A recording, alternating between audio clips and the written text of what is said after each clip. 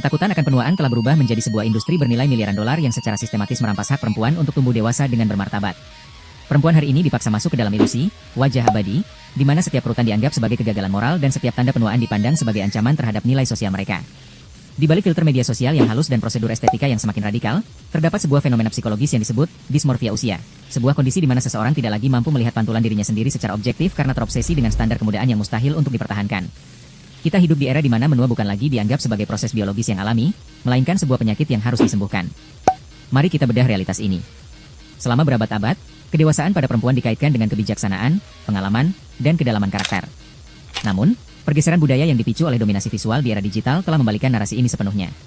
Sekarang, karakter dan pengalaman hidup dianggap tidak relevan dibandingkan dengan kencangnya kulit di sekitar rahang atau hilangnya garis senyum. Fenomena ini menciptakan apa yang disebut sebagai krisis identitas yang tertunda. Banyak perempuan di usia 30-an hingga 50-an merasa seolah-olah mereka terjebak dalam tubuh yang sedang mengkhianati mereka. Mereka menghabiskan ribuan jam dan sumber daya untuk mencoba memutar balik waktu. Namun yang sebenarnya mereka lakukan adalah mencoba menghapus jejak kehidupan mereka sendiri dari wajah mereka. Psikologi di balik obsesi ini sangat mendalam.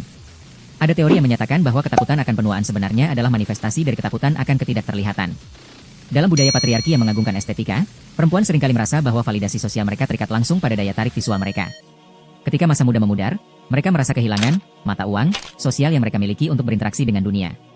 Ini bukan hanya soal kerutan, ini soal rasa takut menjadi tidak relevan di dunia yang hanya menghargai apa yang bisa dilihat dengan mata telanjang. Kita melihat tren di mana prosedur kosmetik dilakukan jauh lebih dini, bahkan sebelum tanda-tanda penuaan muncul, sebagai langkah preventif yang didorong oleh kecemasan. Ini adalah bentuk pengawasan diri yang ekstrim, di mana perempuan menjadi hakim paling kejam bagi diri mereka sendiri.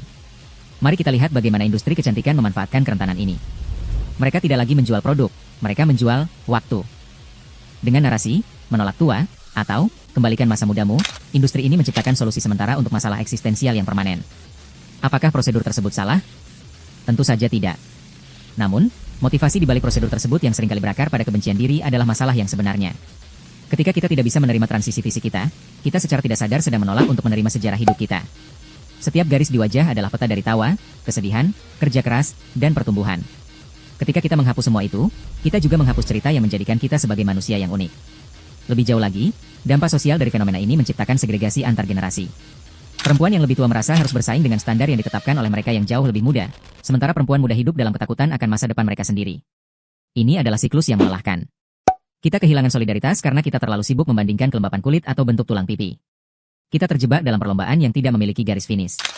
Karena pada akhirnya, waktu akan selalu menang. Obsesi untuk terus terlihat berusia 20 tahun saat seseorang berusia 45 tahun bukan hanya tugas yang mustahil, tetapi juga bentuk penyiksaan psikologis yang sangat halus.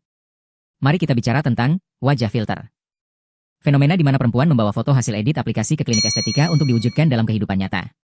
Ini adalah puncak dari disosiasi antara diri digital dan fisik. Saat cermin tidak lagi mencerminkan apa yang ada di layar ponsel, terjadilah krisis identitas yang akut. Mereka tidak lagi melihat diri mereka sebagai individu, melainkan sebagai sebuah proyek konstruksi yang belum selesai. Dalam prosesnya, banyak perempuan kehilangan keunikan fitur wajah mereka. Semua orang mulai terlihat serupa, dengan standar kecantikan yang diseragamkan oleh algoritma. Keunikan yang dulunya dianggap sebagai keindahan kini dianggap sebagai masalah yang perlu diperbaiki. Namun, ada gerakan perlahan yang mulai menolak narasi ini. Gerakan pro-aging atau menua dengan bangga mulai mendapatkan tempat. Ini bukan tentang membiarkan diri tidak terawat, melainkan tentang mengubah fokus dari bagaimana saya terlihat menjadi bagaimana saya merasa dan apa yang bisa saya lakukan. Ini adalah pergeseran dari estetika sebagai kewajiban menjadi estetika sebagai ekspresi diri yang bebas. Ketika seorang perempuan memutuskan untuk menerima uban atau garis halus di wajahnya, itu adalah tindakan pemberontakan yang radikal. Itu adalah pernyataan bahwa dia tidak lagi bersedia menjadi budak dari standar yang dibuat untuk menghancurkan harga dirinya.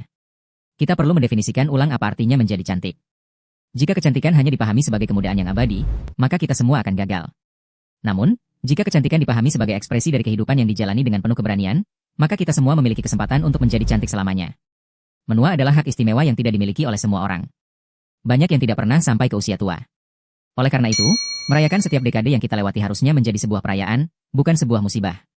Sebagai penutup, pertimbangkan ini, apakah Anda ingin diingat sebagai seseorang yang wajahnya sempurna tanpa sejarah, atau sebagai seseorang yang wajahnya menceritakan kisah yang luar biasa? Keputusan ada di tangan kita setiap kali kita berdiri di depan cermin.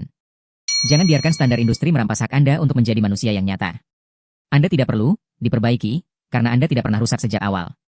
Anda hanya sedang tumbuh, dan itu adalah hal yang paling indah dari menjadi seorang wanita. Jika fakta tentang jebakan kecantikan ini membuat Anda melihat cermin dengan cara yang berbeda, Anda wajib menonton video kami tentang sisi lain dari standar kecantikan yang merusak mentalitas generasi Z, untuk memahami bagaimana pola pikir ini mulai terbentuk sejak usia dini.